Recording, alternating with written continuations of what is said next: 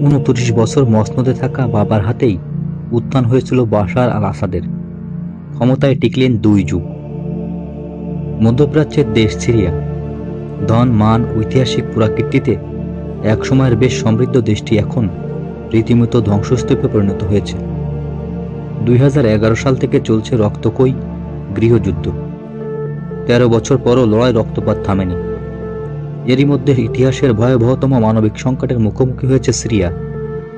Gaza, Lebanon আর Ukraine যুদ্ধ নিয়ে বিশ্ববাসী যখন সরব, ভুগছেন উদ্বেগ, উৎকণ্ঠায়, তখন নতুন করে আলোচনায় এসেছে সিরিয়া। সিরিয়ার কথা বলতে গেলে অবধারিতভাবে আসবে আল আসাদ পরিবারের কথা। কেননা টানা 5 দশকের বেশি সময় ধরে সিরিয়া শাসন করেছে পরিবারটি।